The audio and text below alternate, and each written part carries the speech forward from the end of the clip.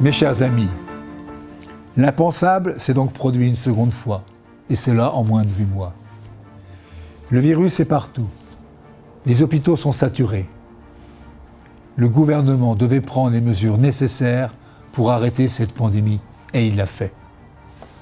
La conséquence pour nous, c'est un deuxième confinement, avec ce que cela a comme conséquence pour nos vies sociales, pour nos entreprises et pour nos salariés. Ce confinement, il va falloir l'accepter. Nous sommes des légalistes. Je vous demande, mes amis, d'appliquer les textes qui nous sont communiqués. Je prendrai un exemple. Nos showrooms sont des lieux qui reçoivent du public. Ils sont aujourd'hui fermés administrativement. Il faut le faire. Mais ce deuxième confinement a aussi une différence par rapport au premier, c'est que nous avons plus d'élargissement, plus de possibilités. Grâce au travail que nous avons fait proche des pouvoirs publics, proche des ministères. Nous savons qu'aujourd'hui, nous avons le click and collect pour livrer les véhicules. Nous avons la possibilité de vendre des pièces détachées. Nous avons la possibilité de louer des voitures. Et nous avons surtout la possibilité d'assurer les réparations durables et classiques pour ceux qui en ont effectivement besoin. On voit bien cette différence. Ceci étant, cela sera encore compliqué.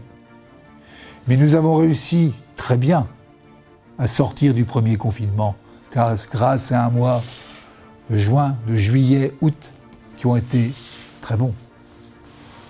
Pourquoi ne sorterions pas non plus à nouveau de cette nouvelle épreuve qui est devant nous? Il faut absolument que les pouvoirs publics comprennent qu'en cette période bien compliquée, bien difficile, il faut revenir absolument sur le PLF 2021 qui, quelque part, endommageait, donnait une image extrêmement mauvaise de l'automobile en général par des taxes, des malus supplémentaires, totalement inadaptés, totalement inexpliqués.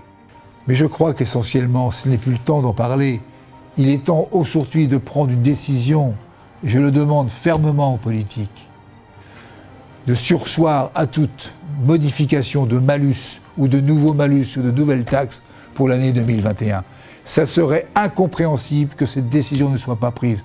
On n'ajoute pas de la difficulté à la difficulté qui va déjà être celle que nous rencontrons.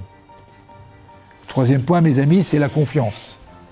Cette confiance qui nous a permis de sortir par le haut du premier confinement. Cette confiance, elle est marquée autour des équipes du CNPA, autour de Xavier Oran, des équipes très proches, autour de l'ensemble des responsables territoriaux, avec nos présidents de région, avec tous nos élus. Vous avez vu que nous sommes capables d'apporter le service, les réponses attendues par chacun d'entre vous. Nous le referons encore, bien sûr, peut-être plus organisé, pour que chacun retrouve dans son CNPA le syndicat qui lui permet effectivement d'avoir les bonnes solutions pour sortir de la crise. À très bientôt, mes amis.